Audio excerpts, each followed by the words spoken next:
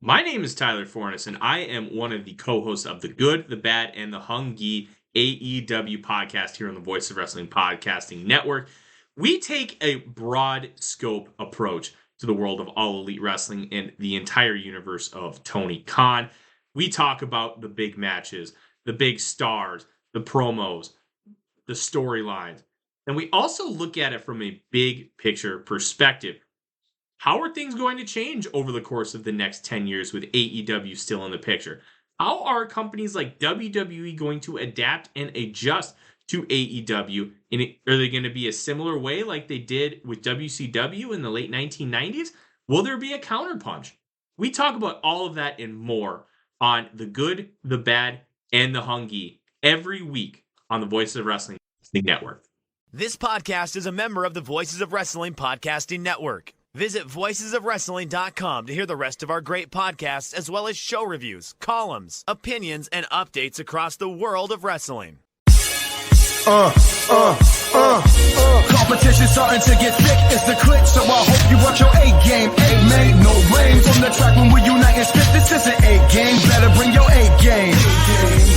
Competition starting to get thick, it's the click, so I hope you watch your A-game. A-made, no rain. Hey now, it's the Mike and JD show, and I'm your host, Mike Gilbert, and I'm joined as always by JD, by God Oliva. How you doing, JD? Dude, we had a blizzard today. We actually had a blizzard overnight here in Chicago. It was a nice weekend. And then all of a sudden we got hammered. School was canceled everywhere. And I took my kid. We did a little practice, just me, him, and his buddy at like 3. I figured the roads would be clear. It was a freaking nightmare driving the 25 minutes to work that I normally do. It was awful here today. Yeah, it was pretty bad here too. We had essentially a tornado warning, a tornado watch today. And like they canceled school. They did all kinds of stuff. It was weird. Sorry, I'm trying to post the show to X and it's not working, so I'm having an issue. So Are you paying for that? It sucks. Yeah, but yeah, so we had tornado warnings here. So we've like the last couple weeks or so, it's been getting kind of hot, and so we thought maybe we were getting like a summer, but nope, we thought too fast on that. Not a summer. What we were actually doing is having a fake summer. So we had this fake summer where we were like up almost to like 90 degrees at one point. And now tomorrow, like tonight overnight, we're getting down to below freezing. It's going to be high of 40 the next couple of days. And then we're going to be back to this weekend. We're going to be back in like 70s and 80s. It's weird. Yeah, we're supposed to have a little light snow the next 2 days. And then Friday, Saturday is going to be in the 60s.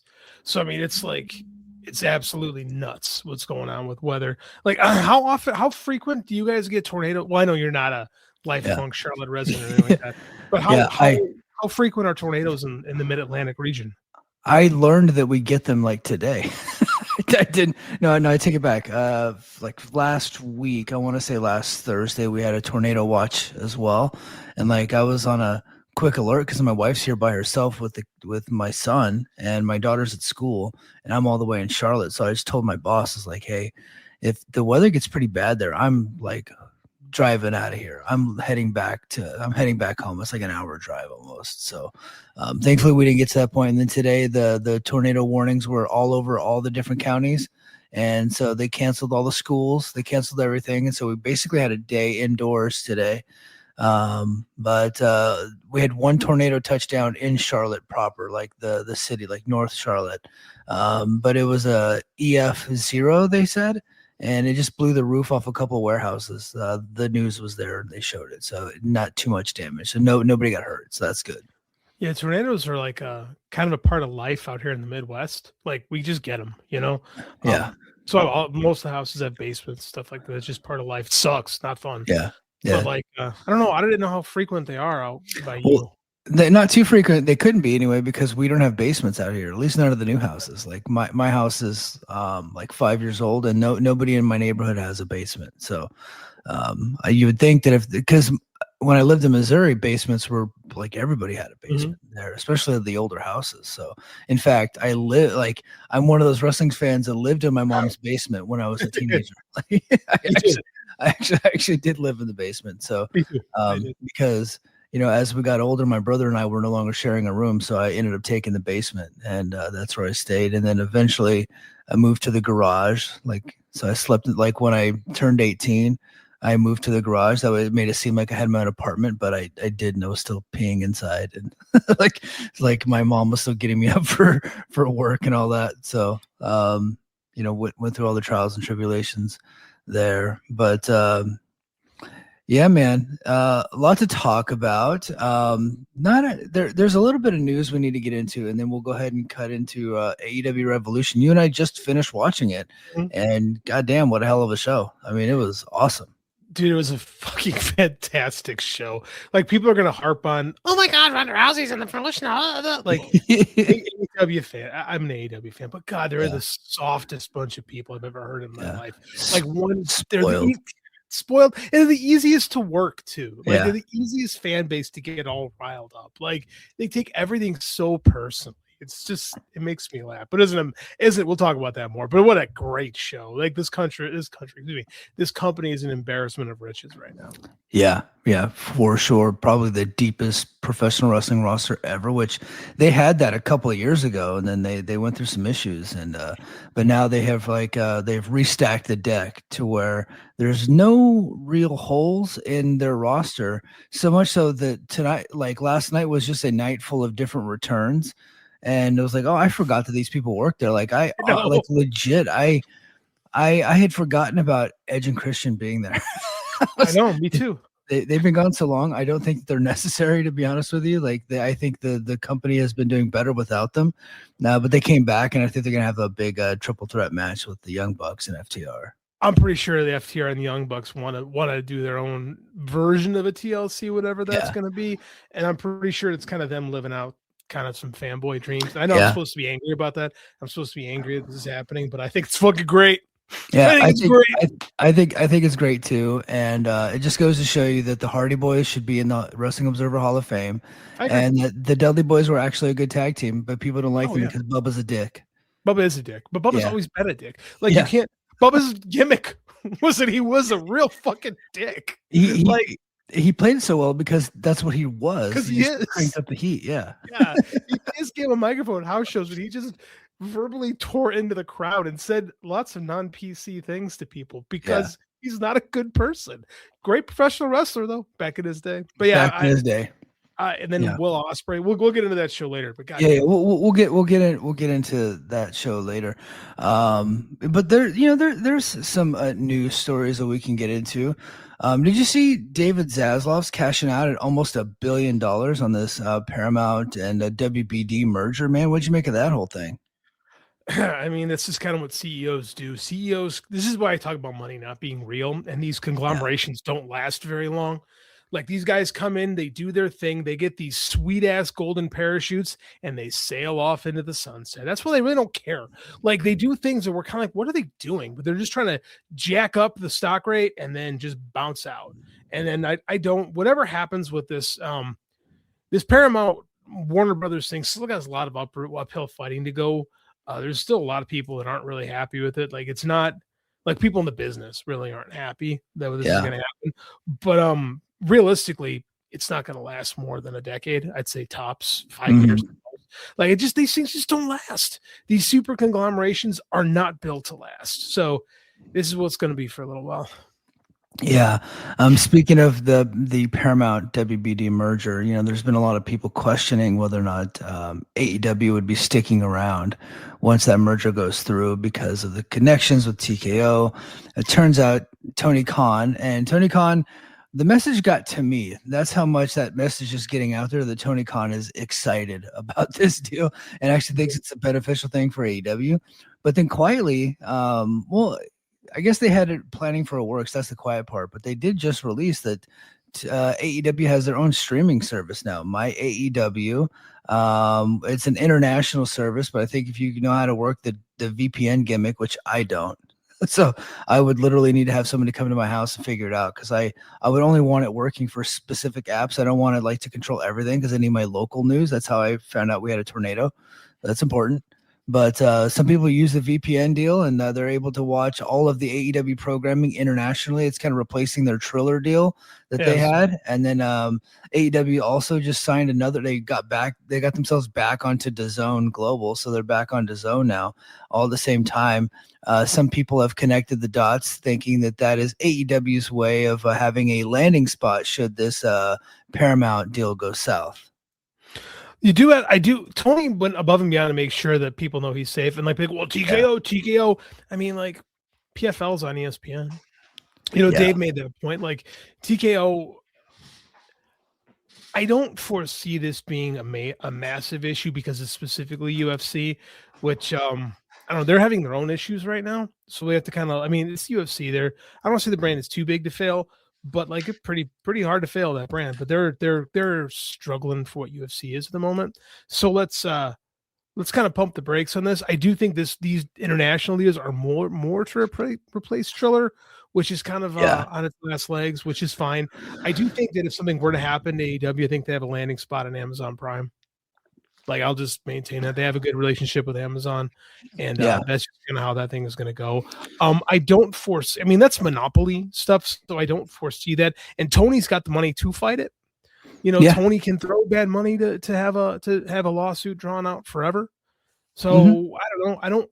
I think people make a bigger deal. Like, WWE does not have the kind of power to manipulate networks that people think that they do, and they never really have, because this kind of goes back again. This is like know your history thing. WWF tried to pull those moves in the 80s and 90s, and it wound up biting them in the butt big time. So they're going to try to maneuver stuff, but they don't have the power that you think they have, especially with AEW. Is just, I know the narrative is, they're a dying brand, but all their metrics are up from where they were a year ago, big up from where they were 2 years ago. Yeah. The company's getting hotter. I don't want to say they're hot right now, but they had a big crowd in LA last night. They sure as hell did. More than they had.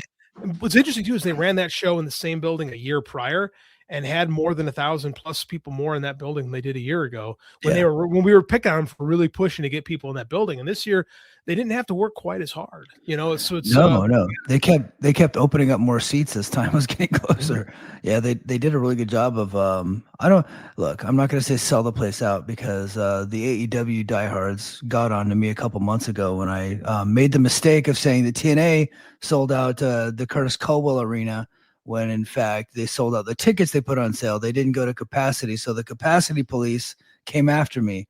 But 12,000 people, that's insane for a show in LA, for real, because LA is not like a great wrestling town either. No, it's not. It's a good sports town, and if stuff is interesting, they'll go. And I think that Tony booked a good show for that crowd specifically. A lot of lucha on that show. Smart. Right? It's real smart. I was telling Andy about that. We were watching the matches, and he said, there's a lot of luchadors on this show. I said, yeah, man. So they're in LA.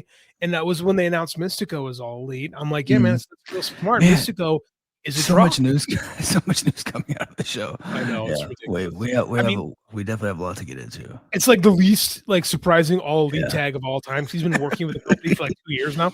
Yeah. But I mean, now they got to do that, and it's great because we have seen this with MLW. Court is a smart man. Well, I'll give him shit for the end of time. Yes, but he knows how to get asses in seats, right? And whenever they came to Chicago, they said, "Oh, by the way, Mystico's here." Boom. They're gonna put Mystico anywhere there's a large Mexican American community, LA, Chicago, right? You just say, oh, hey, my Mystico is going to be here, and people are going to go because Mystico is a legitimate draw. Yeah, that man is a draw, and I like that he's with AEW because it's kind of taken the stink off the Sin Cara run, which I don't fully blame him on. Right. You know what? I don't know how many people remember the Sin Cara run. It was so short-lived. He didn't get a ton of television time. It did not go well. I bet you if you polled the average fan and say who do you like better, Mystico or Sin Cara, most of them wouldn't even know who Sin Cara is, especially because he was replaced after a while. Right? Like they probably don't even know that Mystico and Sin Cara are the same. They for a time were the same person. That's probably accurate, but I know probably for the guy, I'm sure it gives him like he's so, man, that dude can just eat up adulation like nobody. Like he's so good at it. Yes. Old school. Yeah, very much. So I mean, I think probably for him having I don't know if he'll have a second run in America like as with Sin Cara, but he can be like their Mil Mascaras, like a guy they just bring in when they need to, which is great. It's great to have like depth on the bench when you can bring in one of the greatest wrestlers of his generation to like, hey, we gotta juice the houses here. Let's go get Mystico. Like, that's pretty awesome. Yeah. No, it's cool. I mean, I think that's been the best part of this CMLL signing, the CMLL partnership between them and AEW, because AEW can actually get these guys under contract and they get to use them as often as they want, but it also fights off AAA because AAA is coming for their talent. There was actually some rumors over the weekend that Soberano was going to go there, but it turns out that was not the case. That was a false report, but they should be leery of that stuff because those contracts in Mexico, I don't think hold any water, but when you sign with AEW, like that actually is an ironclad contract. Yeah, it's real smart for the CMLL to utilize that. That's why it's been kind of an knock with CMLL because they do pay old school. You pay on the house, and they're doing great business right now. But a guaranteed, AAA WWE contract can be appealing. The nice thing though is CMLL and AAA are such vastly different products that. Just look at Mystico, for example. Mystico was in AAA as Mystices for a while and like didn't quite click.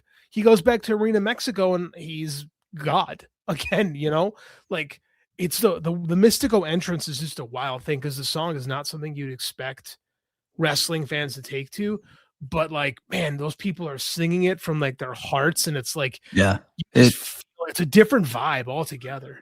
It reminds me of Canelo's entrance. I don't know. You're not a big boxing guy, right? Not a big boxing guy, but I have seen that. I'm pretty sure that's the inspiration for it because Mystico's had several theme songs over there. But that crowd, just that Arena Mexico, which kind of bleeds over here. I can't wait to go to Chicago the next time Mystico comes out because I guarantee you're gonna get that same vibe. Big Mexican community in Chicago. So we're gonna feel that. They're coming to North Charleston, which is like 3 hours away from me. But they're also coming to Asheville, which is like an hour and a half. Asheville seems to be more my speed. It's a lot closer, right? But there's a bigger Mexican population in Charleston because that's why MLW picked that place, by the way. Or it's smart. Yeah, he's smart because they were having the CMLL talent. I think they did Mystico versus Austin Aries, and that was that great match that I was telling him that Joe Lanza actually recommended to everybody, and then I went and watched it and I recommended it too. And it was there in Charleston proper at the theater there, and it was filled with mostly Mexican Americans. So it's got a big population down there. And so I'm like, man, it's a Wednesday night. There's no way I can do it out and back because the show's not going to end until 11:30, I'm sure, because they got Collision. I was like, oh man, I'm probably gonna end up going to Asheville, but I would really like to experience Mystico in Charleston because I think that would just be a blast. Yeah, I agree. I did a Peoria Dynamite once. Peoria about 2.5 for me. Yeah, that's a commitment. Yeah. So when I went to Atlanta, that was on a Friday. So I just went down there and I got a room and then just got up the next morning and came back. So that was fine. So. Wrestling TV shows are on like the worst days, like Mondays, Wednesdays. This freaking sucks. Like you got to work. Normal people got to work in the morning, man. Next story: NXT got canceled off of Peacock, and their next show. I had no idea. Really? Their contract expired, so canceled is a bit strong. I'm being a bit hyperbolic there, but the NXT is no longer on Peacock. Saturday Night's Main Event is, so they still have that deal. So now Stand and Deliver is going to be on YouTube because they don't have a new deal to put their pay-per-views on. So it's actually going to be given away for free on YouTube coming up next month. That's a surprise because WWE usually doesn't get caught with their pants down like that. I mean, who cares? It's NXT. NXT is not the hot product it was a year plus ago. I think that I'm surprised they didn't roll that into the ESPN deal. Although it's possible ESPN doesn't give a shit about NXT. Yeah, I don't think NXT does anything for ESPN, and it's not like WWE's performing very well on there. So, very true. Dave had brought it up that maybe they should have tried to get it on Netflix, but it's just one of the things like you have to be wanted. You can't just put your show on whatever network you want. And I don't think people get that. People talk. I was saying before about people just assume that when TKO WWE says, "Hey, we want this," people go, oh, "Okay, we're gonna do this," and like. it's not like when WWE was really pushing NXT hard to get that WGN. That's what channel stands for? As NXT on? It's on WGN. I forget. CW. CW. God, am I Yeah, showing my age? you're that's the old WGN. That's the Chicago. Yeah. The Chicago guy never die. Yeah, they were trying to get him to CW, and they really kind of juiced NXT for a while and got it pretty hot. But now since they got there, they kind of did the WWE thing where they kind of this is kind of tradition. Them they get what they want. And they take their foot off the gas. So maybe it bit them in the ass here. I'm kind of surprised. Yeah, I was surprised. I assumed that they would probably roll right into either Netflix or roll right into ESPN, but they're nowhere. And so now they're just going to give it away free on YouTube, which that'll very likely get their biggest number, but you're not going to get any, like, as we know, like, you're not going to get a lot of money from YouTube. So pennies on the dollar.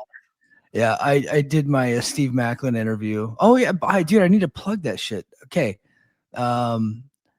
Voices of Wrestling Network. If you're listening to this on the Voices of Wrestling Network on the audio, Spotify, Apple Podcasts, wherever you get your podcasts, stay tuned to the end of this show. I'm going to tag on my Steve Maclin interview. I interviewed him on Friday.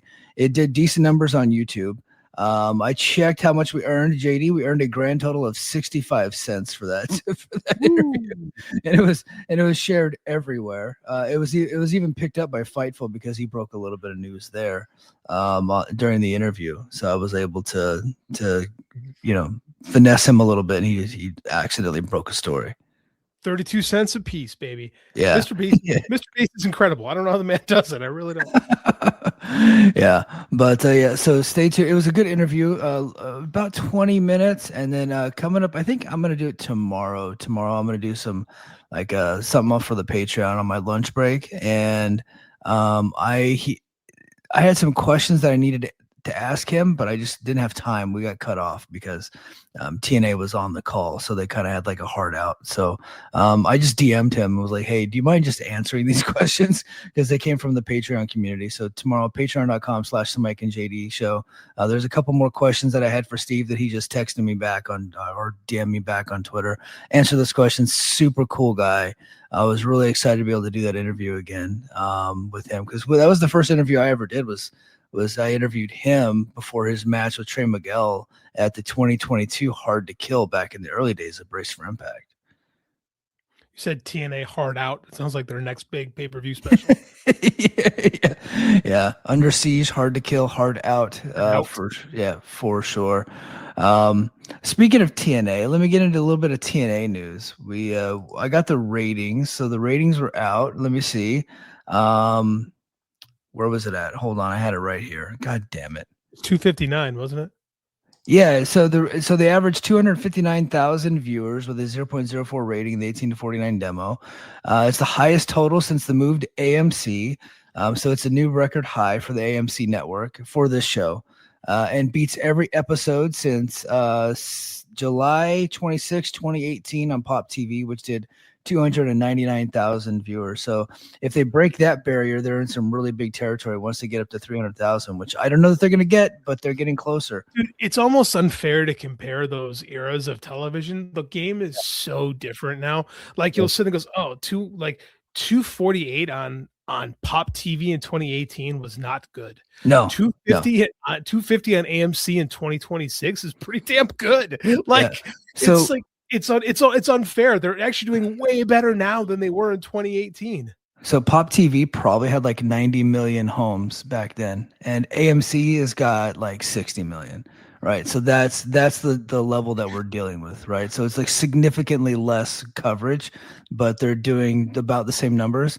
And I guarantee you, every company, AEW didn't exist 8 years ago, but WWE would love to be doing the numbers they were doing 8 years ago, right? Dude, everything but the NFL would love to be doing what the numbers they did in 2018. We're in such a different television space. Like there's so many more streaming services. There's so much more competition for eyeballs.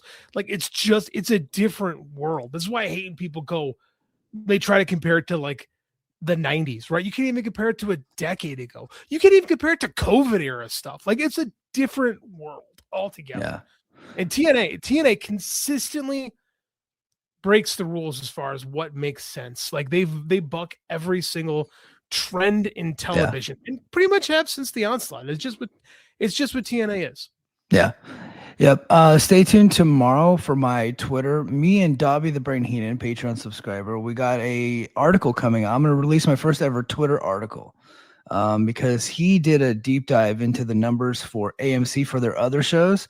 And we're going to have like a compare and contrast. And we're going to tell everybody how TNA is actually performing up against the other shows on that network, which is kind of a cool study. Like he actually has been compiling the numbers. So he and I are going to collaborate, and I should be able to get the article out tomorrow. If not, I'll get it out Wednesday, and it'll be up to date thing. But I'm going to release it on Twitter. I'll do a Twitter article. That's kind of cool, actually. You're doing it that way. I think people should take this in consideration that AMC isn't paying much for TNA right now, so you can't expect it to do what Dark Wind's doing. Yeah. But at the same time, it's significantly cheaper for TNA, which is good. That's good, man. But spoiler, they're actually pretty close. Just a little bit of a spoiler. So far this year, they're actually pretty close. So, and for 2 weeks in a row, what TNA has not been beating the movie, like their nightly movie, because AMC is known for their classic movies, right? Yeah. So before, the movie was actually higher rated with a higher rated demo, and then it would drop when it's getting into TNA, but TNA is now outperforming those movies, which is wild. They're probably one of the few wrestling shows out there that's actually beating their lead-in. So, yeah. Unbelievable. When does the deal expire with the AMC? I don't know the deal, but they just said multiple year. I am assuming it's like they probably have like observation period, so they're probably going to reassess it probably like every 6 months or so. But that is, I don't know that for a fact. I'm just saying that. Like I don't have any details. They are going to get a nice uptick. Yeah, the contract negotiation comes around. They have severely outperformed all expectations, and that's why we're doing this article tomorrow. Not that we're trying to get TNA any more money. TNA is not paying us for this, although if they wanted to, I would accept the money. But we're just trying to take a look at their business and what it could mean for the future of the company and the future on AMC. If they're doing numbers commensurate with the other shows on the network, right? So that's why we're doing the study and or doing the article. So be on the lookout for that here in the next couple of days. It's gonna be a fun thing. So excited about that. All right, Ronda Rousey returned to AEW. This is her second appearance. If anybody thinks that Netflix has any leverage over the WWE, Ronda is here with AEW promoting her big fight against Gina Carano coming up in May, but promoting it with a rival promotion in AEW. I think that's the story. I don't think Ronda Rousey's back wrestling. I think this is a promotional thing that she's doing. She's trying to get news, like she's trying to promote her fight, and AEW is going to get the rub for that. This is going to be the biggest combat sports fight, one of them of the year. Yes. Definitely in mixed martial arts, because the White House one is going to be huge. It's going to do great numbers on CBS, but none of those singular fights are actually big.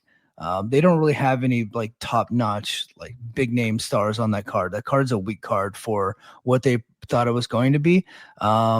Ronda versus Gina Carano is going to be the absolute singular biggest fight in MMA this year. It's not going to be bigger than, I think Floyd Mayweather and Matt Pacquiao, they're fighting again. There's going to be some other boxing matches coming up later this year that are going to beat it, but this is going to be the biggest in MMA for sure. And AEW looks like they're going to be co-promoting with it. Not co-promoting, but they're going to have a promotional thing with it. Yeah, UFC, part of the issue with UFC right now is they don't have a lot of big like stars, like marketable like stars, right? They don't have those guys. I mean, you don't have your John Joneses, like you don't have like the Irish guy, Conor McGregor. Like it's just not quite what they wanted at the moment. So it is what it is. This is interesting. I do think you'll see Ronda do some AEW appearances. She probably because she came out there and she got involved with their biggest female star, with Toni Storm, which is what Toni Storm loves. And they played into the connection with Marina Shafir. You got the Death, so she's going to be aligned with Death Riders, which I think is a smart move. She's probably going to do some matches, just to kind of grease the wheels a little bit. I imagine she'll do something with Toni probably after the fight, I would suspect. Yeah. Yeah. I think that's gonna. I think they're gonna use this to promote the card, and then probably a month or two after the fight, you'll probably get a match with Toni Storm and Ronda Rousey, which is great for Toni. Like she's been one of AEW's most dependable, marketable stars they've had over the last 2 years. I think this is a really good move for AEW. I know wrestling fans are like upset with it because Ronda's not a great person, but I mean, like we're talking about professional sports. For most people you watch, she was never canceled, by the way. There's a lot of people that wanted her canceled, but she's too big of a star to be canceled. Now, what she said about the Sandy Hook stuff was gross, to say the least. However, and it took her a long time to do it, and she explained why it took a long time to do it. I thought she had a pretty good apology. And maybe I'm just a sucker for people that like try to better themselves, but I did think that she was sincere when she said that. I do give her credit for walking it back. She didn't quite fall on the sword, but she kind of, I think I got a hot take on this. I think that more people who fall into the conspiracy theory zone should be more willing to say, hey, I got duped. Yeah. We have a lot of that right now, and it's not going to get better. Right here. Like it's happened to me. So I was like, I thought Russiagate was real. It wasn't. It's like turns out that was a hoax. Like I bought into it. Right. There's been other ones that I've bought into that weren't real.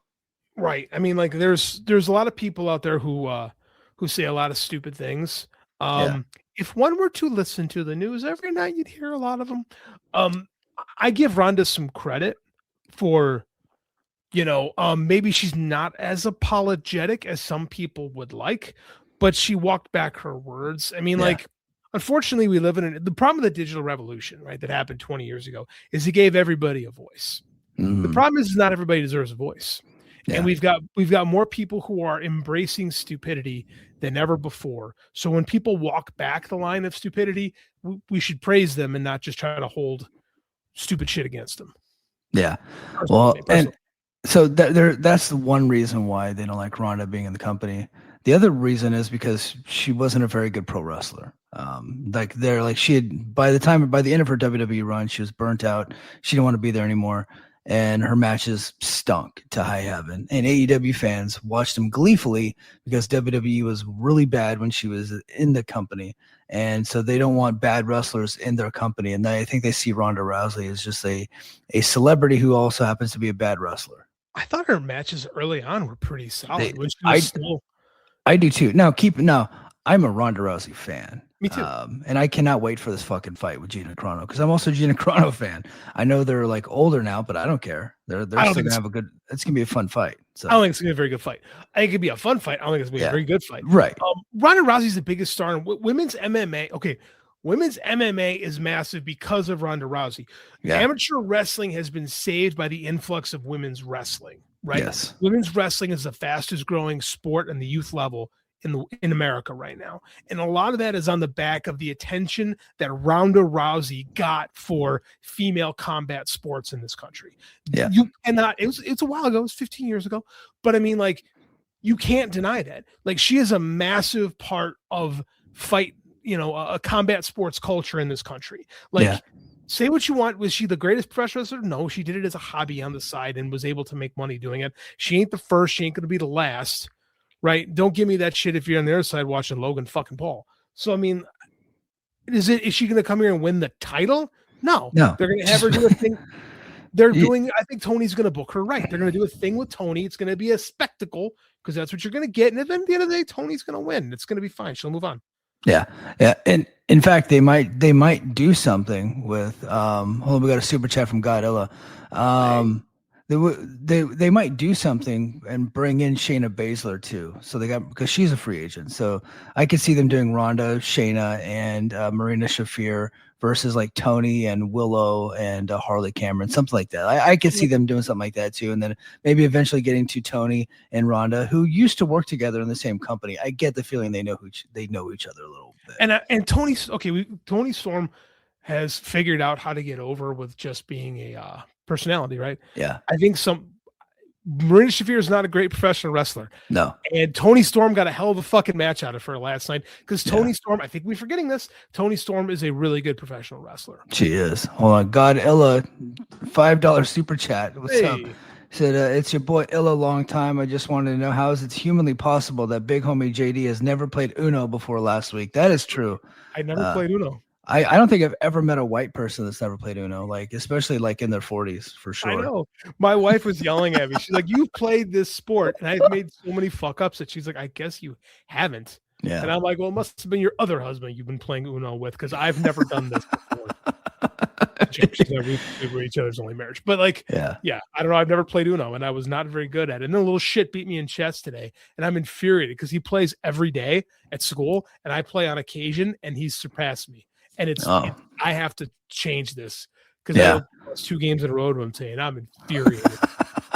I did want to make mention. So when I was at TNA on last Friday at the tapings, they gave me an A-game energy drink, like they were handing them out because that's their sponsor. Not energy drink, but like it's a like a electrolyte drink. It's like Gatorade, right? Oh, okay. It's Johnny Damon, the baseball player.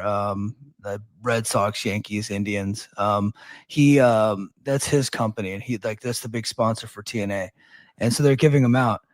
And I'm like, I tweeted at them because they were talking about their sponsorship of TNA, and I'm just like, if you guys want to raise your A game, you need to have this track by God Illa and Reva VMS as your title track. And I tagged and I actually put the YouTube video on there, and I linked the iTunes link on there. So everybody go and tag A game, whatever hydration, whatever their Twitter's called, and try to get them to use this track as like our theme song. That's been the theme song since we switched over as their main track, because I think that would be perfect for them. That would absolutely rule.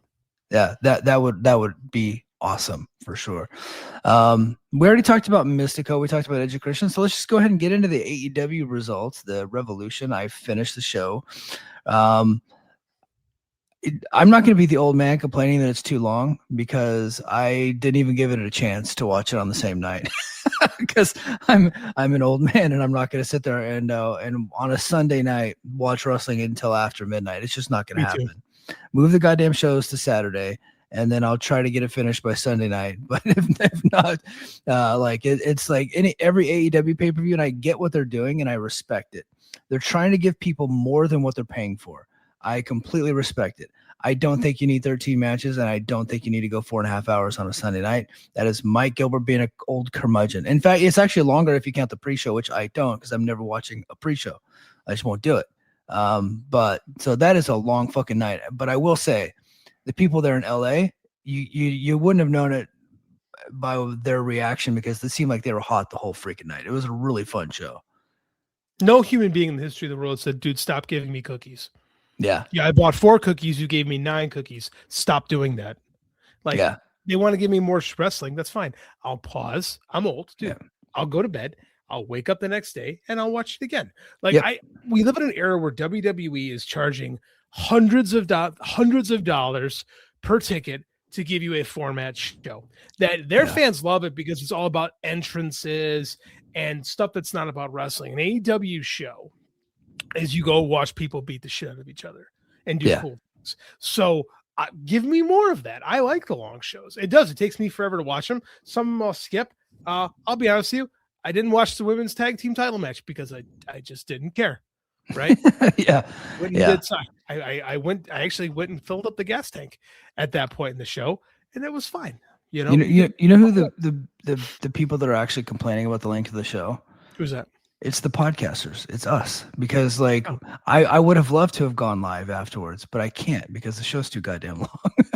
So had it ended at 11, we could have went live, but no, now you're inconveniencing me, and so now I must complain. No, but I completely get it. Like I respect the fact that they really want to go above and beyond to deliver for their audience, and they did it again, man. Because Revolution was another all-time great show for sure. 0 Hour, Boom and Doom didn't watch. Defeated the infantry, which is I think an abomination, but as I like the infantry. They're not infants, by the way. They are soldiers and a Marine, I believe. So there you go. 0 Hour AEW TBS championship match. Willow Nightingale defeated Lena Cross. So she did the whole gimmick that MJF and Adam Cole did whenever they had to wrestle twice. So she defeated Lena Cross. Lena Cross appears to be like somebody that they might end up getting behind here soon. She looks good, man. She's She impressive. does. I really like her and Megan Bayne. We'll talk about that later. Like I know I said I didn't watch the match, but I did come in at the end and saw the finish. I did watch the finish. I like that. I like how they linked the pay-per-view to the 0 hour. Yeah. So they're creating some stakes in the 0 hour that can bleed through. That's really smart. I think that if you have Megan Bayne and Lena Cross, just make them the chick road warriors and have them kill everybody. For sure. They look like you say they're like monsters and you get like the wrong idea in your head. These are like volleyball players. Like that's the build that these two have. And they dwarf most of the women in this company. Remember when we talk about how, oh man, the women's division in AEW is not great? That ain't the case anymore, man. There's a lot of talent in this company. There's a lot of female talent in this company. I think they had to quietly rebuild. Oh, you know what? That reminds me. Somebody did ask us a question. Let's get to this question real quick because it revolves around the AEW Women's Division. You guys think Britt Baker is being iced out? Anyone saw her tweet from yesterday? I did see her tweet, and she's absolutely being iced out. But that might be her own fault. I don't know. I don't know the situation behind it, but she's cleared to wrestle. But I don't think that they want to let her wrestle. So she's for sure being iced out. But she's getting paid. So what are you gonna do?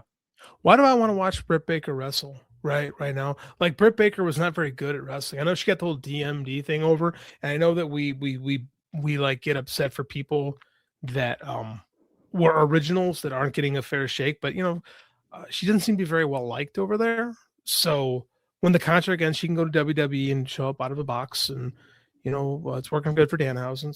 It's fine. Like I'd much rather watch what we have now. Like Tekla's way better than Britt Baker. Yeah. And I like Britt Baker. And I think maybe they might be martyring her a little bit. Maybe when she does show up in WWE, she might be a big deal. But for how long, Mike? Because she's not very good at wrestling, and the girls, the women in WWE that are on top are also pretty damn good. So like they are. She's like she's like Chelsea Green level, but she doesn't have Chelsea's personality. She's still got a big personality. But Chelsea Green, like I think could be like on Broadway. Chelsea Green's legitimately funny. Like Chelsea Green gets over like with like actual like talent. Like she's more like Harley. Like dude, Harley Cameron, who got a lot of shit last week for a legit mistake, is better wrestler than Britt Baker. So I mean, like I don't shed tears. Just like the title match was great. Like why do I want to get Britt Baker back? I don't care. Yeah. All right. So Jungle Jack, he defeated Ricochet and 19 other dudes. That's what it says here on Cage Side Seats. That was just the first one that popped up. In a national championship blackjack battle royal. So he is the new national champion. I picked up where they were like the last two guys in the match. So, but that was fun while it lasted. Everybody was wondering where Jungle Jack was at. Well, they were just kind of holding him off TV until to bring him here in LA, his hometown. And he is the new national champion. So there you go, Jungle Jack. Imagine a feud with Ricochet again for that title. Yeah, it'll be fun.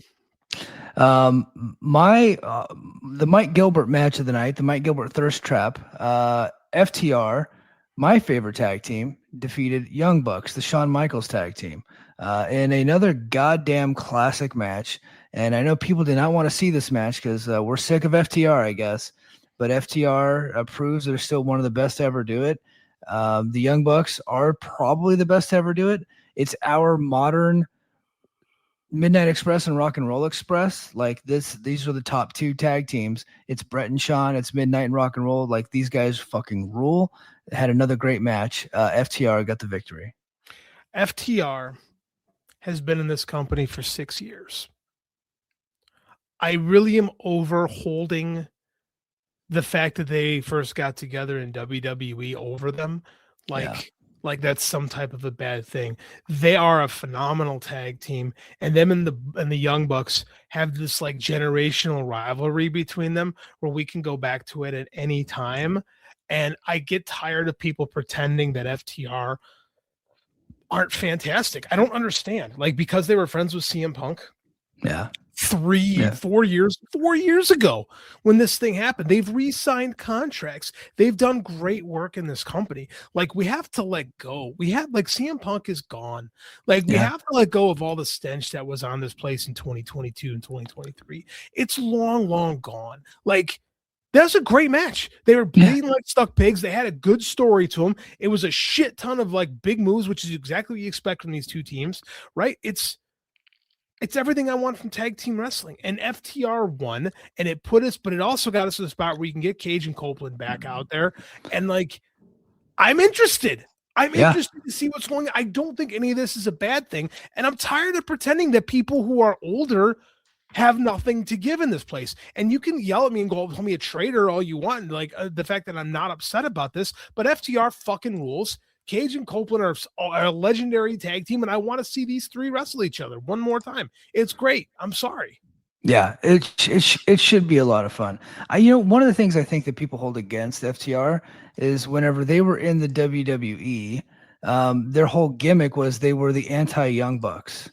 Right. And they were the anti-independent, right? No flips, just fists. Like they were the real wrestlers and everybody else is play wrestlers. They're Jim Cornette disciples, right? They love Jim Cornette. So that's what they're holding against them. Guys, it was a fucking gimmick. It was a goddamn gimmick. They work. They're friends with the Young Bucks. They've had 5 classic matches with the Young Bucks. I guarantee you they love Kenny Omega. They love all those guys, right? Yes, they're friends with CM Punk. Yes, they prefer Bret Hart. That is their preferred style of wrestling. So is a lot of people in that company, right? Yes. And there's nothing wrong with that, right? That's why they work so well with the Young Bucks. It's the yin and the yang. Like they're the perfect matchups. That was the big difference between Midnight and Rock and Roll, right? Like that's why they mesh so well. Midnight Express and the Fantastics. That's why they mesh so well. The Arn and Tully versus the Rock and Roll Express, they were completely different tag teams, worked perfectly together. That's why we have these things. FTR is our Arn and Tully. FTR is Arn and Tully. Let's look at Arn and Tully. Hey, and when Arn and Tully were in the WWF, who was their rival? The goddamn Rockers. That's right, and it fucking worked. Yes. So, what are we upset about? I don't understand. You can't have two guys doing Young Buck stuff against each other.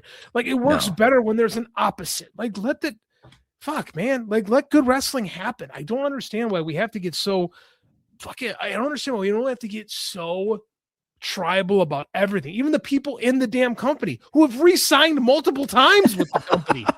I don't get it. Yeah. Next up, we had Tony Storm defeat Marina Shafir. They had a pretty good match. And then afterwards, Ronda Rousey made her AEW. She was in Ring of Honor before, so I guess this would be her AEW debut. But she's in the company now, and they had a big pull apart there with Tony Storm, and Ronda Rousey and Marina Shafir got taken out of there. So looks like we got something cooking there, man. This should be pretty interesting. I said it before. It really is a mark on Tony Storm that because she was always kind of this performer, really good. Maybe the charisma was just kind of not really there. Just she was kind of bubbly and that kind of stuff. And like since coming to this company, she has really found herself and created a character that is more over the top than anything in WWE and has made it work in this company because her work rate is fantastic. And I think she can get a really good match out of Ronda Rousey. I said it earlier. I'll say it again. Yeah, for sure. Next up, we got Jon Moxley defeating Konosuke Takeshita, retaining the AEW Continental Championship. Another really, really good match. They kicked out of goddamn everything. But it was a fun match. It was great. I love John. I know. Again, we have to pretend Jon Moxley's bad at wrestling for some reason. We? I don't think we. No, I don't want to. But everyone on Twitter is like, "Who Moxley bad?" Blah, blah, blah. Even though when they made the guy the champion, everything started going back up again. Right? That's what they do in that company when things are going bad. Oh, put the belt back on Moxley, and they'll slowly start moving back up. But I mean, I thought it was a great match. Him and Takeshita have amazing chemistry. Takeshita's I think they're lining Takeshita up for a nice little babyface run. The Heat is on 76 has said nobody cares about Sammy Guevara's tweet. That pillar is broken. I don't even know what the hell you're talking about, man. So Britt Baker got a lot of comments when she said when somebody on Twitter asked her why she isn't on the show, she goes, "It's not up to me." Right? Well, somebody did the same thing with Guevara, and he said the same exact thing, but nobody cares. That's why Sammy Guevara's on Ring of Honor right right now. Sammy has a job because Tony really likes him. And there are guys like him and Kip Sabian that were first match in AEW history. There are guys in the company that were there from the get-go that Tony will take care of forever.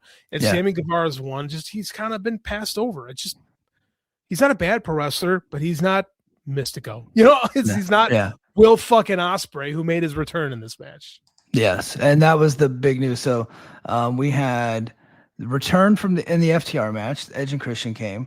And then right after that, we got Ronda Rousey. She debuts. And then next up, Will Ospreay's big return. And he went after the D Riders, the Death Riders. And Will Ospreay's back, and he is not taking it easy.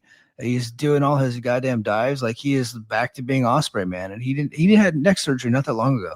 Well, he is an absolute maniac. Let's never forget that Will Ospreay is in fact insane, and he's trying to prove that he is the greatest wrestler in the world. We have that Wembley show coming up, and I'm sniffing him and MJF down the line. Yep, for sure. AEW Women's World Tag Team Championship, Divine Dominion. Is that Mega Bad? Defeat it's Lena Cross and Lena Cross. Sorry, defeat the Babes of Wrath. So they are the new tag team champions, and yes, they should be the female Road Warriors for sure. That's the way they need to do it. Like, you look at those two with the titles, and they have something that I've never really seen quite like that. Like, you have two athletic, big is such a bad term. Larger women, like I said, they're volleyball. Yeah. They both look like volleyball players. Yeah, they're beasts. They're statuesque.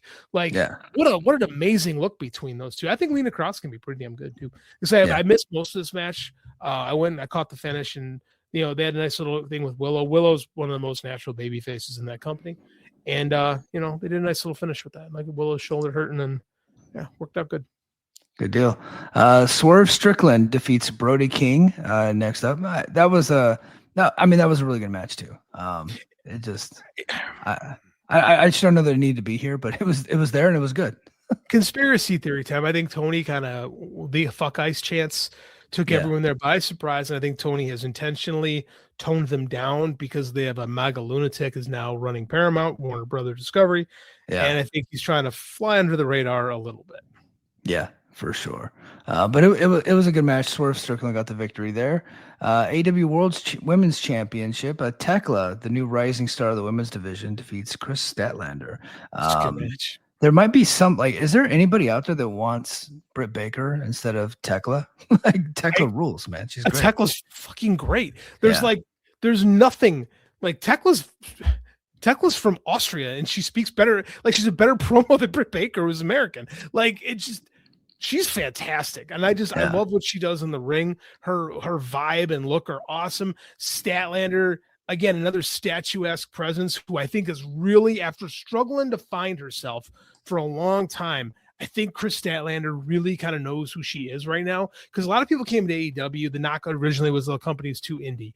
And a lot of the stuff that worked on the indies, a lot of people found didn't quite land on the big stage. Like, even Orange Cassidy, who's pretty much the same, had to adjust himself a little bit to become like more the little engine that could, So I think that Chris Statlander knows who she is now. And her and Tekla have just fantastic chemistry. These two, it might be one of my favorite women's title matches. I just really like these two together. Yeah, fantastic. And then we got the World's Trios Championship. Goddamn, a lot of matches on this card. Jet Speed and Mystico defeated the Don Callis family. It was Aussie Open and Okada. And then afterwards, Mystico got the All Elite graphic. So he is now officially a member of the AEW roster. He's doing a joint contract with CMLL.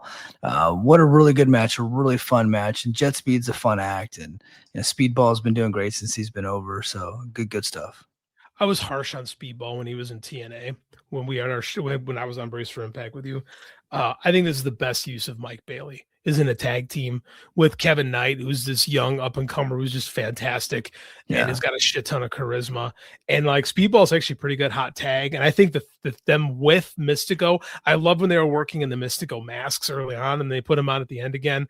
And even the kid, when Mystico had the Mystica on, I think he had it on Mark Davis, or he had it on Kyle Fletcher. And then Kevin Knight cleared him to hit the splash on Mark Davis. My kid, like, that was awesome. I'm like, yeah, it really was. So I mean, like, this trio, this is perfect for the trios, right? It should just be a bunch of spot fests and going crazy and something to do with stars that stars can do in between major programs. And I think it's a great way to kind of welcome Mystico into officially being part of AEW. Jet Speed are great. Yep, for sure. Singles match, Andrade El Idolo defeated Bandito in another really good match. It's fucking amazing. Like, yeah. There's just so many good matches. It's hard to keep them all straight. It is. And unfortunately, because of that, none of them are really going to stand out or be remembered for very long. But because you can have 10 more next week. But that's okay though. Like, that's AEW. That is AEW. They've taken the pro wrestling guerrilla model and brought it to a bigger stage, which is fine. It's kind of always what it's been. Andrade, since coming over, is like works his fucking ass off. Like that's another guy who's really kind of struggled to find his niche. A lot of it is his self-inflicted, right? And I think here he's kind of been on his best behavior, and he's doing some fantastic work right now. Like I think the guy can. He's so self-destructive. I do think that with this act currently, he's kind of embracing like a Rick Rude thing a little bit. You know, like he's kind of modernized the Rick Rude gimmick. Like, you know, when I say Rick Rude, like back in the late 80s in WWE, Rude used to do a thing called the Rude Awakening, which wasn't just the neck breaker. He would actually bring women up from the crowd and in the ring, and he would kiss them with Bobby Heenan, and they would all swoon. And that's very similar to Andrade's selfie gimmick that he's got going on. And then he's taking his pants off, and you have to go, well, you're in fucking fantastic shape, man. Kudos to you. So, I mean, like, he's really found, like, he's really kind of embraced this, like, I'll say it, a modern day Rick Rude kind of a thing. And it's working really well. I do think he could be a main event player in this company. I've always believed in him as a main eventer. He just couldn't get out of his own way. You know, it really saddens me that you had to explain who Rick Rude was. Because I know there's probably people listening that don't know. We got decent numbers, and I'm sure everyone's got the name of Ravishing Rick Rude, but I mean, like some of the stuff that Rude actually did, and I'm going through a Rick Rude kick. Like I see Rick Rude stuff floating around all the time now, and I don't know if in his era we appreciated how great Ravishing Rick Rude was. 1992 WCW Rick Rude, so good. He was so good. 1989, like SummerSlam 89 cage match against the Warrior. Dude, like the guy was fantastic, man. He got the best match the Warrior ever had. Dude, Rude hit a Gonzo bomb on the Warrior. Like, think about that. Like, it's just insane that actually happened. Like, Rick Rude is so underrated. At some point, we should do a deep dive. I know. John and Dave did, or John and Garrett did a long time ago. But you and I think would do a different look if we did WCW '92, because that's the era. Like specifically, I remember falling in love. I remember starting to watch WCW in '93, and I would go back and watch videos. And it was War Games '92 that really had me fall in love with WCW because it was just so vastly different than anything going on in WWF, right? Yeah. And part of that is Rick Rude is such a fucking badass. Yeah, like Rude was great. He was so good. Sorry. Yeah. Well, you don't have to apologize for praising Rick Rude. I am a Rick Rude fan for sure. Tornado Trios match. Darby, Orange Cassidy, Roderick Strong defeat the Dogs. So I kind of curious booking there. The Dogs lose their first match, but I don't guess it's that big of a deal. Tony, if you ever noticed, when Tony really wants to push somebody, he has them lose a lot. Yeah. Like, look at Kyle Fletcher. Kyle Fletcher's first 6 months in this company, he ate shit against everybody. Yeah, he did. And now he's like, they firmly planned him as their brightest young star. Like, he looks like 2004 Randy Orton to me physically sometimes. Like, I never really would have had those kind of vibes from Kyle Fletcher like 3 years ago. But like, I don't know, it's pretty cool. So I mean, I'm not gonna poo-poo the Dogs yet. I think Gabe Kidd is fucking money. Yeah, for sure. Rude looks like Tom Selleck. Kind of does. Yeah, like 92 Rude with the short hair. Yeah. I'm currently, it's on Tubi. I'm watching Runaway starring Tom Selleck, where it's a Michael Crichton movie. Michael Crichton, who famously did Jurassic Park, but this is like 10 years earlier. And I can't remember the name of the city that they're in, but it's like overrun by like robots, like household robots who are now like turning on their owners and like hurting them. I think it might be Detroit, yeah. And he's like a cop who runs their their runaway division. So he's catching runaway robots. He's like investigating them. And evil Gene Simmons is in the movie, and he is putting like these microchips to get the robots to turn. Like they have like early drones in the movie. Like I think this might have been like the first ever drones, except for like maybe Star Wars, but they had drones in the movie that all kinds of like technology that we have now that they were just like fucking pulling it out of their ass in like 1984. It's amazing. Yeah, yes, James. Yes, Thrawn Kill. Thank you, sir. You are a scholar and a gentleman, my friend. Yes, Gene Simmons was the villain. Yeah, excellent handle too. Excellent handle. Thrawn Kill. Beautiful. Yeah. Good knowledge, sir. All right, let's get to the main event. AEW Men's Championship match.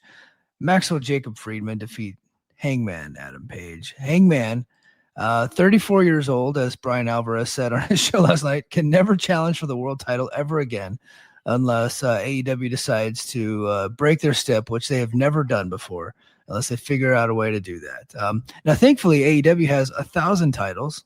He can hold all those titles, but he is no longer eligible to hold the World's Championship. It was a bloody, disgusting, uncomfortable match. There was a point in time where Maxwell Jacob Friedman pulls out a hypodermic needle and shoves it through Hangman's cheek, just like the Swerve Strickland thing. And I was like hoping that my wife didn't come downstairs because I was like, I would be embarrassed if she was watching. It's like saw that on the TV. Thankfully, she missed it, but she did see some of the barbed wire stuff. She's like, "This is disgusting." I'm like, yeah, you're right, it is, but it's also pretty awesome. So sorry, honey, I'm not a good person. My bad. No, we're horrible. We're horrible human beings. But it was a fun match. I loved it. I'm kind of over the Hangman. You've been over the Hangman since the whole CM Punk thing. Like you just like because he's kind of a twat. He kind of is. Like I should love the Hangman. Yeah, I'm a fan, but he's a twat. I'll be honest with you. Like I remember watching Being the Elite in 2018, the whole shit he did with Joey Ryan and all that, and Joey Janela, and I'm just like, this guy I should love this guy, but he's such a fucking dork. Like, yeah. And everybody, the fact that everybody will like he's the martyr of AEW, and I'm on Twitter. Part of the reason why I don't like being on Twitter anymore is because I get tired of AEW fans, and anytime something happens to the Hangman, people just fucking lose their shit. And like, I tried to geek myself up at one point, like, oh, he could be like Magnum TA, he could be like Magnum TA, and then my Andrade comparison to Rick Rude just ratifies for me that Hangman Adam Page will never be as cool as Magnum TA. I don't know. Like, I'm kind of happy he's out of the title picture for hopefully ever. I know he won't because he'll turn heel. And that was the most interested I was in when Hangman is when he had his little heel turn with the shorter hair. Mm-hmm. I don't know, man. I'm ready for something else. Like I was kind of disappointed they put him back in the main event so quickly. Me too. Like I'd rather see MJF. There's other guys in this company I'd rather see MJF work with. I'd rather see him work with Swerve again. I'd rather see him work with Will Ospreay specifically. I'd rather see him do something with like with Andrade, quite frankly. Like or Mystico again. I'd love to see Andrade I'd love to see MJF and Mystico with the title on the line. I think that's a show that can draw really Did you see their Arena Mexico match? I did. Beautiful. Loved it. Yeah, beautiful. Imagine you could still, because that happened in Mexico, you could run something similar here, right? In a Chicago, right? In Los Angeles, in one of those kind of towns where people will eat out of Mystico's hand. And I think it could be huge. And just, I don't know, sometimes I think Hangman gets in the way. Quite frankly, like I just kind of get over the Hangman sometimes. Yeah, but I mean, he's a hell of a pro wrestler. He was really good in this match. I didn't say he wasn't. He's really like, and this match was really, really good. Was it too violent? Probably, but I'm also not like a giant weenie. Like I don't care. But there were times where I'm like, I'm glad that my wife and kids are not around because like I don't want them to see this. So, but like I'm a bro, so I can handle this shit. I'm not the biggest deathmatch guy. In fact, I was talking to somebody about wrestling shows that had come to Hawaii. I said the only American company that came to Hawaii was a Game Changer, but I like just refused to go because I don't do like death matches. But AEW they have redefined what the death match is, right? Their death matches are like big production, lots of blood. They're gross, mostly safe. Like even the hypodermic needle spot, disgusting. Probably the safest thing they did in the match. Like it's the only like they're not going to get injured. Might get a disease, but for the most part, not going to get injured. Right. But you bleed in wrestling. Yeah. Like there's been a lot of Hep C bounced around pro wrestlers over the years. Let's be quite honest about that. I do agree with you. I do think, and because the WWE is so safe with their hardcore matches, where you get the kendo sticks and the trash cans, and the fact that the other company is like, okay, I'm going to run these skewers into your face. Like it's another level. It's just, I don't love it, but I appreciate it. And I like when they get a little violent sometimes on that program. I think it's good. I like that there's blood in AEW, and I like that it's different than WWE. WWE feels just so homogenized to me. And like, it just doesn't do anything for me. Like, that's why I'm happy Danhausen found the perfect place for him where he can make a lot of money and not really do anything. Right. It's perfect home. But when I watch AEW, I want to watch Will Ospreay do a fucking big old flip. I want to see, John Moxley make somebody bleed. Like I actually do like seeing it because Hangman is a kind of a closet sick fuck.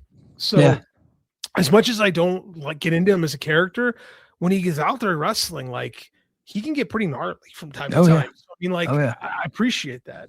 So man, I like having the gory stuff. Like, again, Magnum and Tully, right? Yeah. There's a place in wrestling for things like that. And I think that for too long, it was kind of hushed away from wrestling. And GCW is different. That's just like it comes across as sleazy when they do it. But when it does, I feel like a tennis shot. When AEW does it, it doesn't come across as sleazy. It just comes across as like, yes, it's violent, but it's more of a spectacle. Yeah, I just feel like a lot of those game changer guys, they just don't have any other choice in life. So it kind of comes across as sad. It's like seeing an old lady be a stripper. It's just weird. Yeah. But let's see. Brother BKL Sportertainment Show. Brother, I'm going to give you some advice right now. And I respect that you're in my chat and I love you. The name of that show is way too long. Let's dial that back a little bit. But I appreciate you. I respect you. What's good, Mike and JD? Happy 316. Everybody will say 1, 2, 3. Hell yeah. Yeah. You know what? I wish I would have worn my Stone Cold and Bret Hart t-shirt. I do have one. And in fact, I was actually shopping. I was on WWEshop.com. I have not been on that website forever, but they had a sale on Stone Cold shirts, like vintage ones. I was like, oh, I'm going to get a vintage one. But they didn't have my size. I was like, what the hell? So I was kind of pissed. And so actually, the only time we did leave the house today was my daughter. She's been sleeping on her own for like a week. So we said, if you sleep on your own for a week, we're going to take you to Claire's and get you this headband that she's been wanting from Claire's. Like, that like girly store with the earrings and the stuff. You don't have a daughter, but it's like, yeah, you understand. I know. I have a wife. I remember being in high school. I know what Claire's is. Yeah. So we took her to Claire's. And so while we were there, I actually was like, I wonder if they got those vintage Stone Cold shirts at Hot Topic. So I ventured over to Hot Topic and I was there with all the goth kids. And I'm like a 42-year-old dad with receding hairline. And they did not have the vintage Stone Cold shirts. They had modern shirts in vintage style. And I'm not going to go get a Roman Reigns t-shirt in vintage style. So I did not get one. But I wanted a Stone Cold shirt to have for the show tonight. She got a headband, you said? It's like a fancy headband. It's like, no, it's got like sparklies and like stuff sticking off of it. She can wear at school. Like I think some of her friends have those. Yeah. That's very cool. So I was actually going to watch a Revolution last night for like start it. But my daughter wanted to show me that she could braid Elsa's hair. So I was in her room for like an hour watching her braid this doll's hair. I understand. Yeah. Dad life, bro. We were going to watch the pay-per-view and Andy said, hey, can we watch a couple Simpsons episodes first? Yeah. And I said, absolutely. Of course. Yeah. He's a big Simpsons fan, early Simpsons, like ridiculously huge fan of it. Like he watches it on his own. It shocks me. But like, yes, we watched a couple Simpsons episodes before we did the paper. So happy 316 day, everybody. Oh, happy birthday, Gerard. Big new distribution deal. Ryan, happy birthday, Gerard, out of Chicago there, sir. A friend of the show. I hope everybody has a good rest of your week. I will be back on Patreon tomorrow. Go to patreon.com/the Mike and JD show. I'll do more of a deep dive on the TNA ratings and talk some more TNA news and all that stuff. And I'll have my article coming out on Twitter. And I'll be back with Brace for Impact this coming up Thursday night. And then stay tuned, Voices of Wrestling Network. Stay tuned for my interview with Steve Maclin. And until next time, mahalo. Hey, now it's Brace for Impact, and I'm your host, Mike Gilbert. And this week, I am joined by a very special guest, a friend of the show. This is my second time getting to interview this guy, but I got the former TNA World Heavyweight Champion, former two-time TNA International Champion, Steve Maclin. Steve, thanks so much for joining us today. Oh, thanks for having me on, and soon to be two-time TNA World Champion come Sacrifice.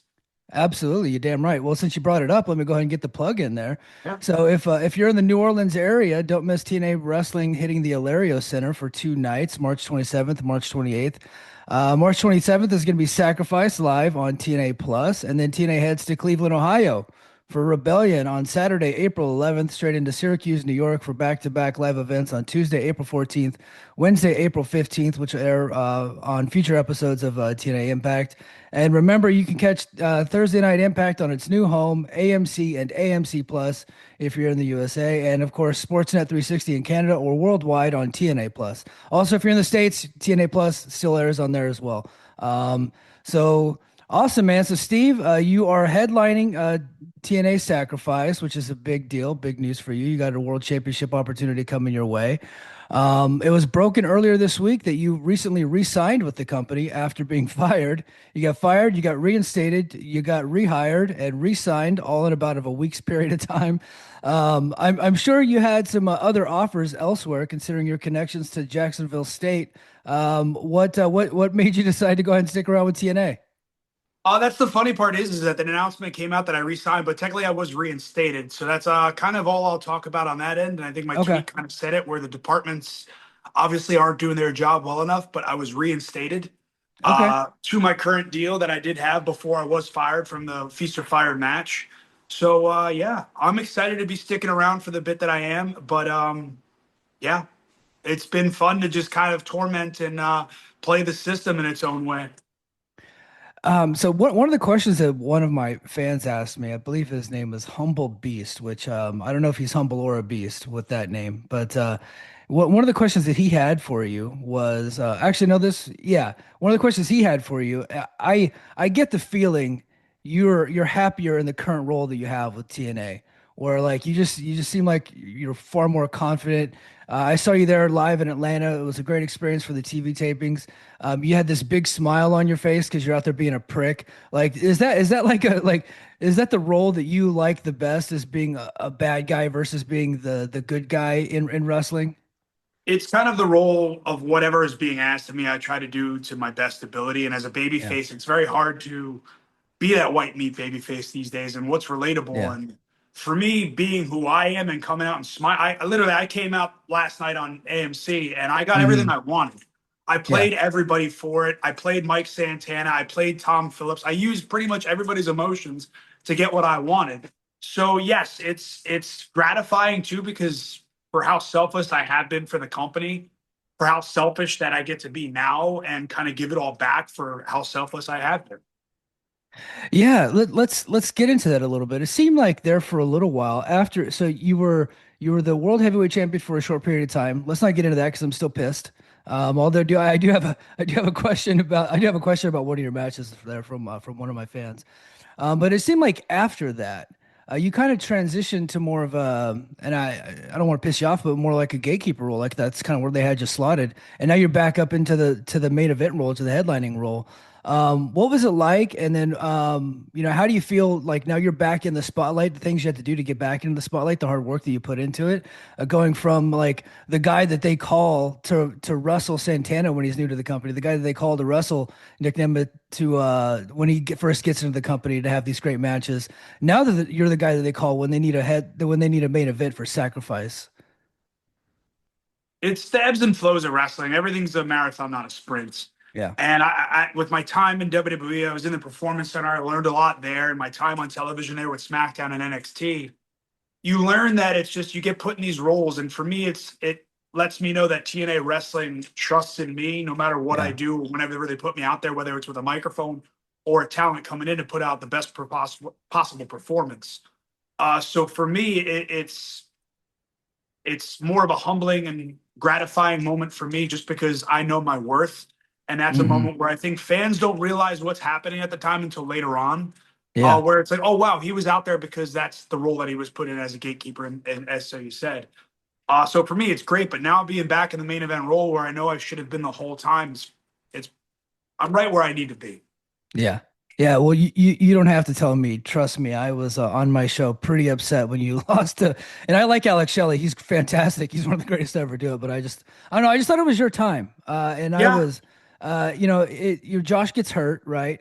And then he has to go away for a little bit. You beat Kushida in a great match with Kushida, and Kushida's fantastic too. And you have a small run. I thought it should have been a lot longer. But one of the questions that we had from Chad Schultz, he says, my personal favorite match was yours against PCO at Under Siege. What was the reaction backstage? Especially curious to what Deanna's thoughts on that match, and whose idea was it to have PCO staple his mouth shut? Uh, the stapling of the mouth shut's PCO's idea. Of And the best course. part about it is he was mad that the staples weren't big enough. Oh my gosh. That's the funny part for me. It was great. Did I go a little overboard? Yes, but I'm very lucky to have had that because he brought something out of me that I Hmm. got to show people that I can work that style as well, and also make it match into a story. And I loved working with PCO. He's one of my favorites, and to me that was like my Mick Foley Triple H or Mick Foley, Shawn Michaels Yeah. style of a match where it's like two different styles clash, and it just shows that I can work with anybody and I can work any type of match that I'm put in. But Yeah. for me, I love that match. That's one of my top ones. I bled a lot. Did not mean to. Seems to be a reoccurring theme with If I'm you gonna listen, sometimes. I'm a Marine. If I'm gonna do something, I'm gonna go all out. And it's Yeah. just like it. If I'm gonna put every bit of myself out there, I'm going to do it. And that's something I take pride in. And backstage with it, there was a lot of animosity towards the amount of blood that was in it. Nothing you can do about that. Things happen. Yeah. But for me, the match should have ended afterwards, going off the air with Scott D'Amore at that time, who was running TNA or Impact Wrestling at the time. Should have been putting the title around my waist, and then I had that smile on my face like I did this past Thursday in AMC, where it's just I have everything I wanted. I'm proving to the Yeah. world how good I am. Yeah, and you were fantastic, and that was one of my favorite Impact Wrestling matches of all time. That Impact Wrestling era was just so small. You guys, they started in, I think they switched to Impact Wrestling in like 2017, 2018 timeframe, and then we had some like dark days. But when Steve Maclin came to the company in 2021, I think maybe it wasn't just you. There's a lot of reasons why. There's a lot of factors why, but I just thought that the what you guys are doing in between the ropes during that era, you guys started elevating your game. You didn't have like the deepest roster, but the roster that you had there was guys that wanted to kick ass, work hard, and make the company better. And like guys like you and Josh and Moose and Eddie and the crew that you guys had there. Some of you guys are still around. Some guys have moved on since then. One of the things that I've always respected about you, when you came over from the WWE, you weren't a guy that was resting on your laurels. You didn't just come over to Impact Wrestling looking for a transitional landing spot. Like a lot of people back then were using TNA like they were the airport, like they're just kind of coming in and out. But for you, you came over and it seemed like you were taking yourself seriously, you're taking your business seriously, and you really wanted to prove yourself to everybody. And you switched up your game a lot. You switched up your character a lot, so much so that like me, I've been watching you as this foundational pillar of Impact Wrestling, now TNA Wrestling, since 2021. You've been one of the cornerstones of the company with everything that you're doing. Was that an intentional thing for you? Did you just want to come in here, switch, like lose yourself in Impact Wrestling and kind of leave the NXT era behind you and just become this brand new guy and put all that stuff behind you? Was that like an intentional thing?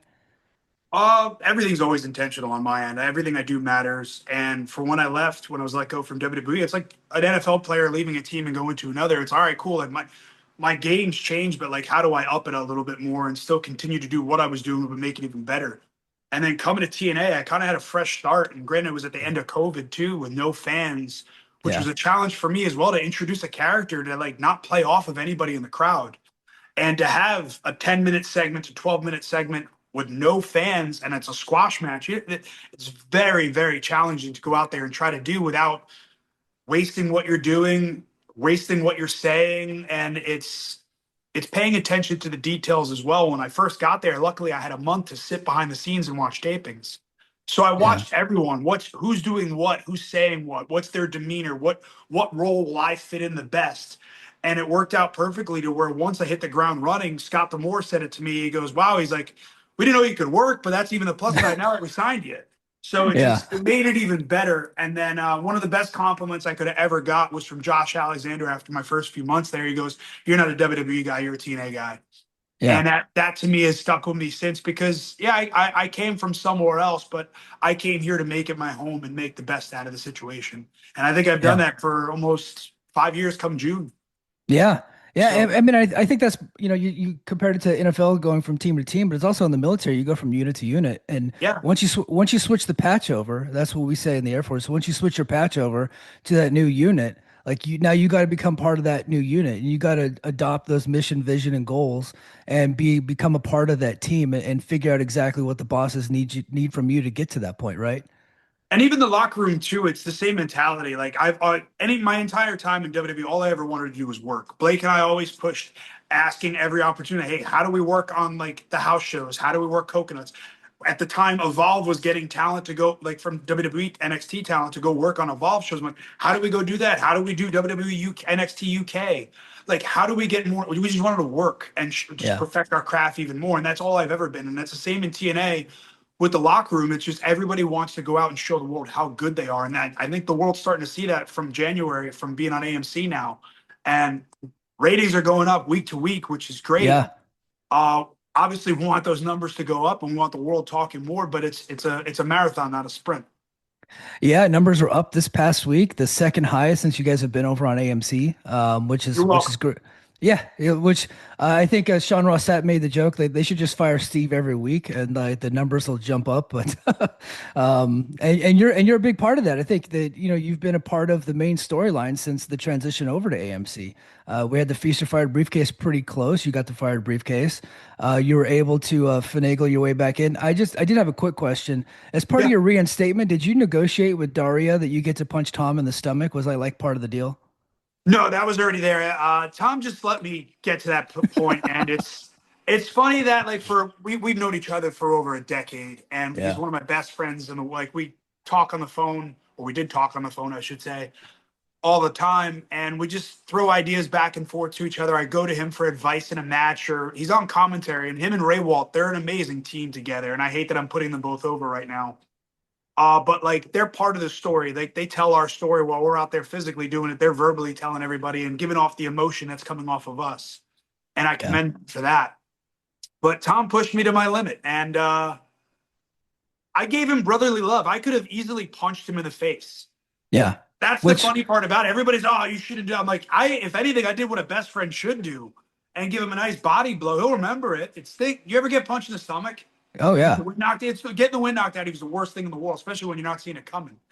But I could have easily just punched him in the face, but I didn't. That's how good of a friend I am. Yeah, you're a good man. You're a good man. But that could have been devastating for him because he's really handsome. So like that could have been like a big time blow. He thinks so. I think his face is all over the place. But it's those Philly guys, I guess. I don't know. Yeah, they cannot be trusted to say the least, especially Howie Roseman. If he calls your phone, football GMs just don't answer. He's trying to rip you off. That's what he always does. Anyway, let's go ahead and get into Sacrifice. I was asked when I was at the Atlanta tapings, great tapings, by the way. I had a really good time.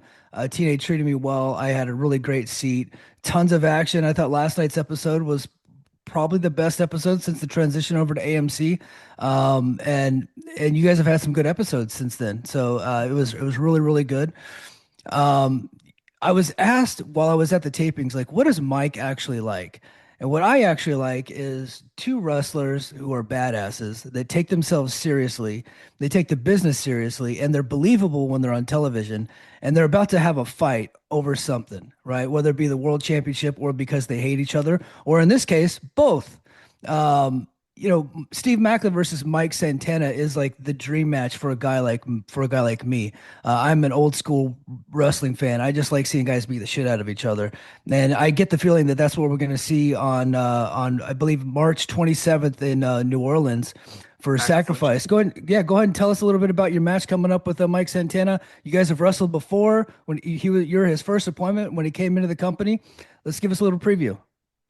So Mike and I at Rebellion last year, when he returned, or 2 years ago, I should say. That time flies.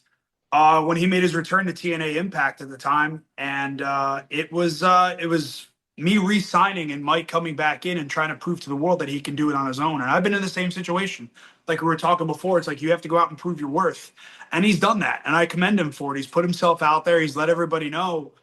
But then he really showed who he was this past November when we were at Full Sail and we had a pay-per-view coming up. And the night before, he lost his title. And Frankie Kazarian capitalized on it because he just kept his eye off the ball and then didn't show up the next day. And it's like, you being a military guy, like, it doesn't matter what's going on in your personal life. You're there for your brothers. If he truly was a brother, he wouldn't have left me hanging and then just showed up late that night. But he had to catch a meeting because he was going through something. So for me, that kind of is where this all kind of stemmed. And it was before he even said that I was selfless. And even the days that I was getting fired, and Santino, luckily enough, let me come back and say my goodbyes for that final week. And Mike was the last one there, selfishly, to just stand by the door and wait to be the last person. And granted, I know our friendship and our history, but calling me selfless is kind of what did it in. And it let me know of my role in TNA. And I'm like, you know what? You are right. I have been selfless. And he's been the selfish one that's been using his ego and his personal life to try to gain the sympathy of all these people to care for him. He's had the video packages. He had a storyline with Mustafa Ali to show the whole world his own addiction problems. It's like, that's great. It's like, but now give me what Mike Santana, the world champion, is going to be like. And that's what I'm looking forward to at Sacrifice, that I get Mike Santana, the TNA World Heavyweight Champion, versus Steve Maclin, the former TNA World Heavyweight Champion. And it's brothers beating the crap out of each other. And that's when wrestling's at its best. Two guys beating the crap out of each other because they're mad at each other. That's coming up on March 27th on TNA Plus. You got tapings coming up. You got Rebellion coming up in April, and then on April 11th, and then you got Syracuse, New York, April 14th, Wednesday, April 15th. But I would be remiss. I got about a minute and a half left. You're not just dominating in TNA, you're also giving back with your Battle for the Brave Showcase for the Heroes event on June 6th at the Rahway Rec Center in Rahway, New Jersey. It's headlined by the Hardys. Hosted by you and your wife, AEW star Deonna Purrazzo. It's a charity show that benefits Tunnel to Towers Foundation, supporting first responders and veterans. As a retired Air Force vet myself, I love seeing this kind of initiative from a fellow service member. So thank you so much for giving back. Tell us quickly about what's going on with Battle for the Brave and what we can expect out of that show. It is going to be electric in Rahway, New Jersey. For Battle for the Brave, to announce the Hardys, the Nemeths. We just announced Gabby Forza are going to be there. There's so many people that are involved in this that have so much familiarity with 9/11. And 9/11 was a big part of my life, and I'm sure it was for you as well. And in that Northeast area and across the country and the globe in general, everybody was affected that day. So for us now to give back to first responders and our vets, which T2T does with giving smart homes and helping out with mortgages. Now that Frank Siller just said that now for any first responders who lose their lives, their children will be taken care of college tuition. So it's such a great organization that my wife and I continue to work with, and to now put on a show together as well, which is funny enough, the idea was born in a bar, just like most things usually end up happening. So over a few drinks, this idea came about, and then here we are almost coming to June 6th in Rahway, New Jersey for Battle for the Brave. I'm very much looking forward to it, and I get the feeling that this is not going to be the last Battle for the Brave show. I get the feeling as of now we plan the one, and everybody else is already saying number 1 or 2. And we were at a steak and wine night this past Monday in New York for a Tunnel to Towers event, and it was great to catch up with a bunch of vets and NYPD and FDNY as well. And it was funny too. One of the other speakers there, he's a recipient from T2T for one of his houses. Josh, his last name's kind of lost on me right now, but he was in a sister company of mine of 1-8. I was with 2nd Battalion 8th Marines. And it's just a small world the military community is, and it just brings everybody together. And one of the guys I went to SOI with, my good friend Cook, was one of his senior Marines. So it's just the small world and the connection, and then just the camaraderie. It's always there, and you never lose that. And that's the one thing we're trying to bring to light too, is we don't want our veterans, our first responders who protect our communities, to be forgotten about. Absolutely. Well, I'm getting the hook here, Steve. So we're going to have to wrap this thing up. Yep, we have to wrap this thing up. Remember, Sacrifice March 27th, tapings March 28th, and Steve will be in the main event where he predicts that he will be the next TNA World Heavyweight Champion. And we hope the best, Steve. Good luck. Appreciate it, Mike. Thanks for the time. Competition starting to get thick, it's the click, so I hope you watch your A game. A made no rain from the track when we unite and spit. This is an A game, better bring your A game. Competition starting to get thick, it's the click, so I hope you watch your A game. A made no rain from